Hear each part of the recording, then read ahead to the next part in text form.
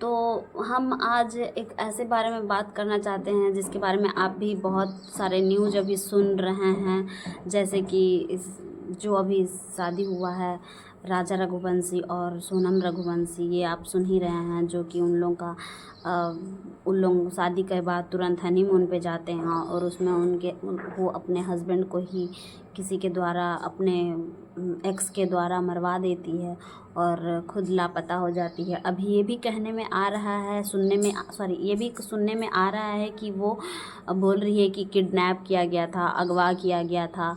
तो आप लोगों को क्या लगता है, क्या सच में उसको अगवा किया गया था और उसके हस्बैंड को मारने के बाद उसको ज़िंदा छोड़ दिया गया 5 दिन बाद?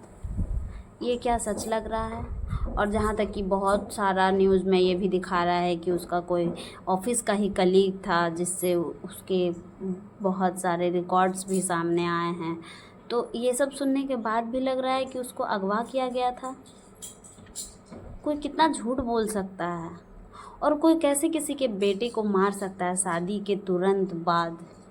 तुमको नहीं शादी करना था, नहीं करती, लेकिन किसी का बेटा, किसी का भाई, किसी का बच्चा का जान ले लेना, उसकी माँ पे क्या बीत रहा होगा। एक माँ और बेटे को ज़िंदगी भर के लिए अलग कर देना, उस पर उसकी माँ को कैसा फील हो रहा होगा, जो उसको बहू बना करके अपने घर ले कर के आई प्यार से, और वही औरत, वही बहू उसके बेटे को छीन लेती है। शादी तो एक पवित्र रिश्ता, पवित्र बंधन माना जाता है, लेकिन ये इस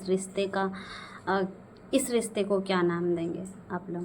क्या क्या बोला जाएगा? ये तो समाज में बहुत ही घिनौना हरकत है। ये क्या ही बोल सकते हैं। पहले तो ये सब काम मर्द लोग क्या करते थे, लेकिन आजकल ये काम औरतें भी करने लगी है। क्या फ़र्क रह जाएगा फिर हम औरतों में, उन औरतों में और मर्दों में? औरतों को तो हमेशा से त्रेता युग से त्याग का ही पात्र माना गया है। फिर औरतें तो कभी सोच भी नहीं सकती किसी का जान लेने के बारे में, लेकिन ये कलयुग की औरतें हैं, ये कुछ भी कर सकती हैं।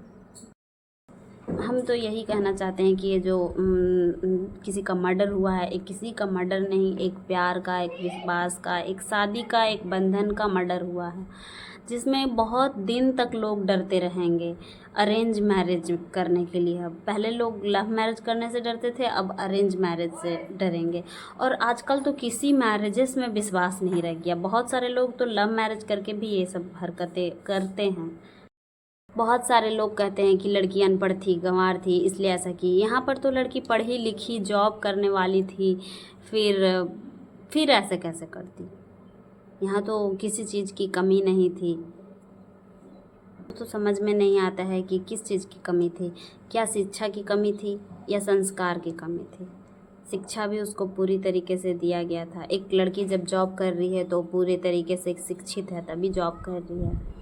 और संस्कार, वो तो उसके माँ बाप पर निर्भर करता है कि उसके माँ बाप उसको कितना संस्कार दिए हैं। ये सब सुनने के बाद तो हम यही कहेंगे कि हम लोग को अब शादी विवाह सब सोच समझ करके ही करना चाहिए, क्योंकि कोई भी रिश्ते में मजबूरी नहीं होना चाहिए कि ज़बरदस्ती किसी को किसी के साथ बांध दें और ये सब अपराध हो। और अगर किसी और से पहले प्रेम हो तो सोच समझ कर आप ये कदम उठाइए, किसी तीसरे की ज़िंदगी को बर्बाद नहीं करिए प्लीज़। बस हम इतना ही कहना चाहते हैं।